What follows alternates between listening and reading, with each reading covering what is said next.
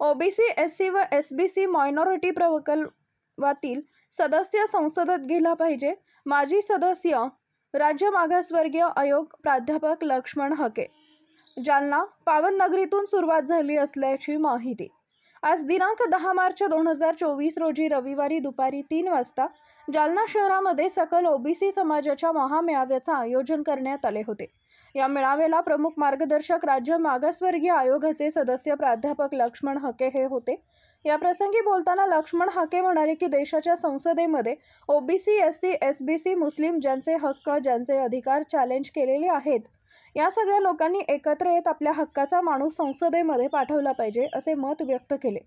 पुढे बोलताना ते म्हणाले की ओबीसी कधीच लोकशाहीला चॅलेंज करत नाही किंवा सामाजिक दरी निर्माण करण्याची बात करत नाही. ओबीसी संविधानिक तत्वानुसार बांधतोय, स्वतःला न्याय, हक्क, अधिकारांविषयी भांडतोय, कधीही कुणाला चॅलेंजची भाषा करत नाही.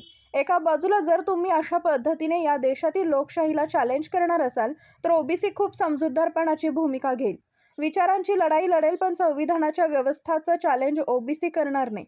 कारण हा भारत देश, हे संविधान, ही लोकशाही ओबीसी समाज कधीही विसरणार नाही, अशी ग्वाही यावेळी प्राध्यापक लक्ष्मणराव हके यांनी दिली.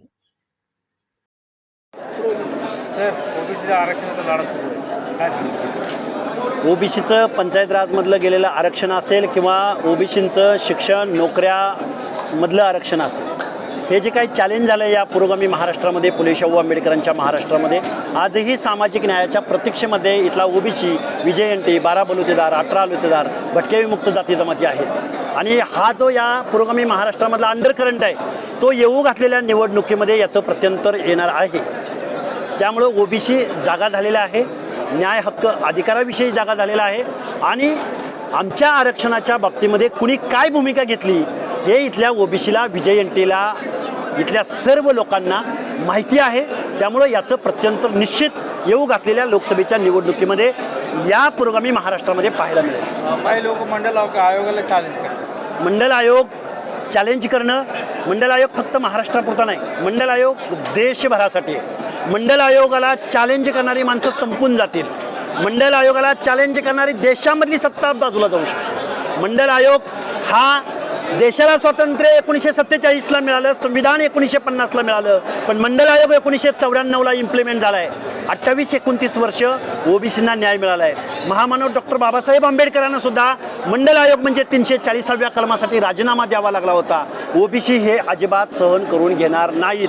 आणि एक परिवर्तनाची लाट, ज्या पद्धतीनं स्वातंत्र्याची चळवळ या देशामध्ये राबली, त्याच पद्धतीनं 50 ते 60% क्वांटम असणाऱ्या ओबीसीची परत एकदा हक्क आणि अधिकाराची चळवळ या भारतामध्ये निर्माण होऊ शकते. मराठा समाजानं प्रत्येक गावागावात ओबीसी कधीही ओबीसी लोकशाहीला चॅलेंज करत नाही, कधीही ओबीसी विद्वेषाला चॅलेंज करत नाही किंवा सामाजिक दुही निर्माण करण्याची बात करत नाही. ओबीसी संविधानिक तत्वानुसार भांडतोय, स्वतःच्या हक्क अधिकाराविषयी भांडतोय. ओबीसी कधीही कुणाला चॅलेंजची भाषा करत नाही. एका बाजूला जर तुम्ही अशा पद्धतीनं या देशातली लोकशाही चॅलेंज करणार असाल तर ओबीसी खूप समजूतदारपणाची भूमिका घेईल. बॅलेटमध्ये जे प्रत्यंतर दाखवायचं ते दाखवेल, विचाराची लढाई लढेल, पण संविधानाच्या दायऱ्यामध्ये राहून लढेल. लोकशाही व्यवस्था चॅलेंज ओबीसी करणार नाही. कारण हा भारत देश, हे संविधान, हे लोकशाही आणि हा पूर्ण गावगाडा, महाराष्ट्राचा 12 करोड जनतेचं दायित्व ओबीसी कधीही विसरणार नाही. मराठा आणि काय घटना घडली असेल की या सर्व करावं लागलं? हे बघा, हा सर्वे महाराष्ट्राचं ज्यावेळी मागासलेपण, पिछडलेपण आणि फॉरवर्डनेस याची तुलनात्मक जर अभ्यास करायचा असेल, कोण मागास आणि कोण फॉरवर्ड या डेफिनेशन फायनल करायच्या असतील तर महाराष्ट्रामधल्या तमाम 100% म्हणजे 12 करोड जनतेचा सोशो इकॉनॉमिकल सर्वे, सेन्सस व्हायला हवा होता. आणि मग त्यामधून तुलनात्मक अभ्यास करून एका लाईनवरून कोण मागास आहेत आणि कोण फॉरवर्डनेस आहेत याचं एक तौलनिक अभ्यास इथं झाला असता. परंतु तसा अभ्यास न करता फॅक्ट आणि फॅक्च्युअलपासून इथलं कुठलंही गव्हर्नमेंट दूर पळालं, म्हणून आजपर्यंत सुप्रीम कोर्टानं या सगळ्या गोष्टी नाकारलेल्या आहेत.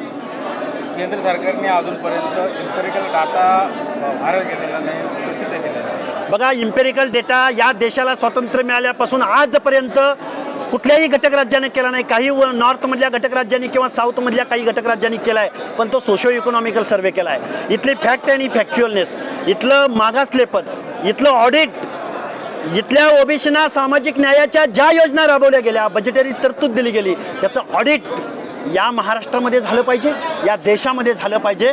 आणि दूध का दूध आणि पाणी का पाणी या गोष्टी जोपर्यंत होणार नाहीत तोपर्यंत या महाराष्ट्रामध्ये अनेक आंदोलनं उभी राहणार आणि सामाजिक स्वास्थ्य धोक्यात येणार. सर, आता काही मराठा लोकांनी बैठका घेतल्यात आणि प्रत्येक गावातून 2 उमेदवार ते स्वतःचे उभे करणार आहे. एका उमेदवाराला उभं राहण्यासाठी साधारण 25,000 रुपये खर्च मला डिपॉझिट आहे.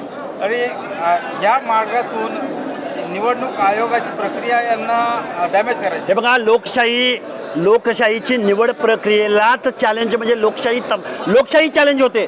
तुम्हाला तुमचं मत व्यक्त करायचं आहे तर तुम्ही बॅलेटमधून मत टाकून करा ना. तुम्हाला ज्या लोकांनी तुमच्यावर अन्याय केला, ज्या लोकांनी तुमच्या प्रक्रियेला सामोरं जात नाहीत, ती सिस्टीम बदलली पाहिजे. तुम्ही प्रक्रिया कशासाठी चॅलेंज करताय? या बांधवांना माझी कळकळीची विनंती आहे, तुमचे हक्क आणि अधिकार जर डावलले जात आहेत अशी तुमची भावना असेल तर तुम्ही मतपेटीतून ते व्यक्त केलं गेलं पाहिजे. तुम्ही व्यवस्था का चॅलेंज करताय? आणि जर व्यवस्था चॅलेंज करणार असेल तर मग हा देश, हे राष्ट्र अराजकतेकडे जाऊ शकतं, व्यवस्था चॅलेंज होऊ शकते. म्हणून चळवळीचं नेतृत्व करणाऱ्याचा अवेअरनेस, चळवळीचं नेतृत्व करणाऱ्याचा अभ्यास, चळवळीचं नेतृत्व करणाऱ्याचं संविधानिक घटनात्मक हक्क अधिकार, प्रत्येकाचा गिव्ह रिस्पेक्ट टेक रिस्पेक्ट, या भावना हे लोक मानत नाहीत.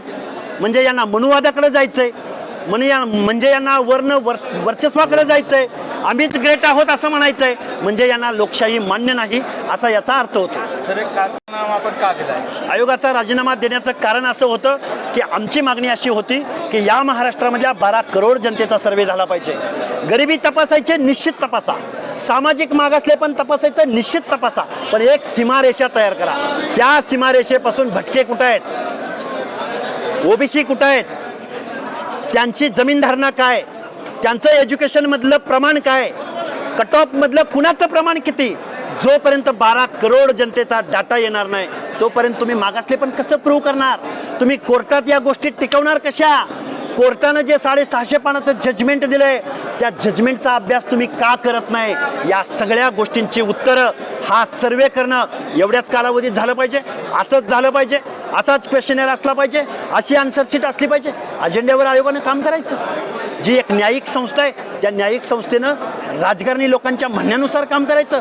या सगळ्या गोष्टी पटल्या नाहीत म्हणून स्टेट बॅकवर्ड कमिशनचा राजीनामा देणारा मी एक सदस्य आहे.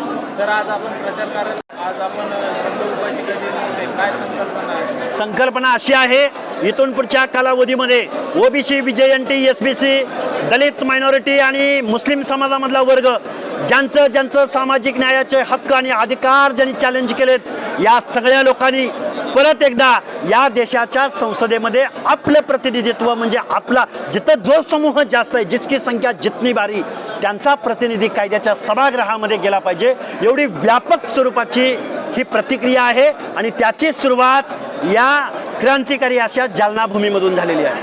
थँक्यू.